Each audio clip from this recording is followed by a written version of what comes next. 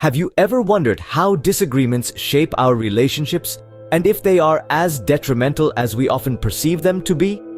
Well, disagreements are as much a part of our relationships as the joyous moments we share. They are inevitable, and yes, they can be challenging. But here's a thought. What if we looked at disagreements not as roadblocks, but as bridges to understanding? Imagine this, a world where we all agreed on everything, all the time. Sounds dull, right?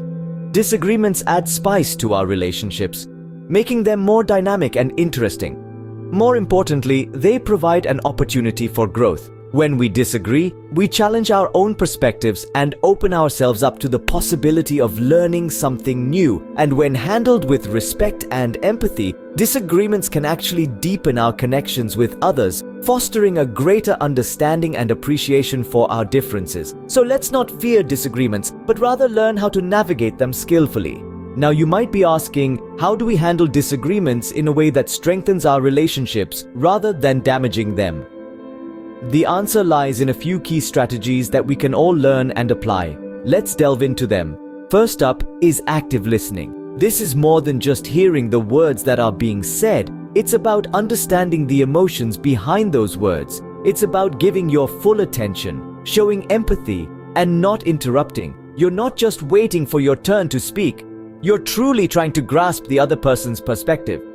Next, express your feelings using I statements. This can be a game changer.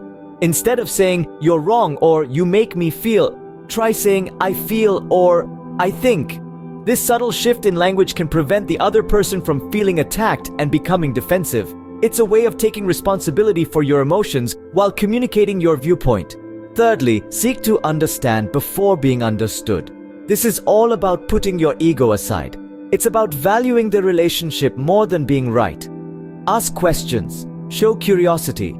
Prove that you value the other person's viewpoint, even if you don't agree with it. This can go a long way in diffusing tension and fostering mutual respect. Finally, don't be afraid to agree to disagree. This is the recognition that it's okay to have differing opinions. It's about accepting that you may not reach a consensus, and that's perfectly fine. What's important is that you've had a civil discourse and you've shown respect for each other's thoughts and feelings. Remember, the goal is not to win the argument, but to understand each other and maintain respect and love in the relationship. Disagreements are a natural part of any relationship. It's not about avoiding them, but about handling them in a way that fosters growth, understanding, and respect. It's about turning those disagreements into opportunities for deeper connection. Remember, the goal is not to win the argument, but to understand each other and maintain respect and love in the relationship.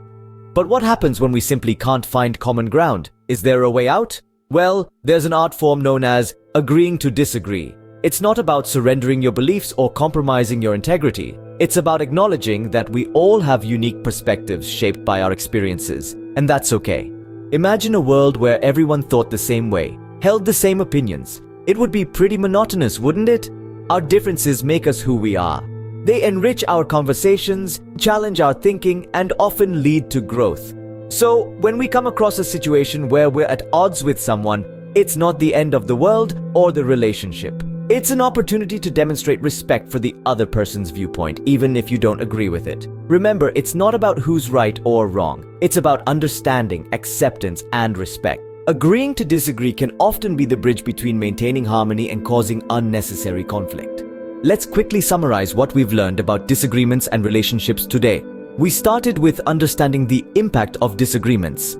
They are not necessarily negative. In fact, they can foster growth, promote deeper understanding, and initiate constructive change in our relationships. Then, we delved into strategies for handling disagreements. We talked about listening actively, expressing your thoughts clearly, and seeking a middle ground. These can help turn a heated argument into a productive conversation where both sides feel heard and respected. And finally, we explored the art of agreeing to disagree. This is an essential skill that involves acknowledging and respecting the other person's viewpoint even when it doesn't align with ours. It's about fostering a culture of acceptance and understanding rather than forcing consensus. Remember, disagreements are not a sign of a bad relationship. It's how we handle them that matters. So next time you find yourself in a disagreement, Remember these tips and navigate your way towards a stronger relationship.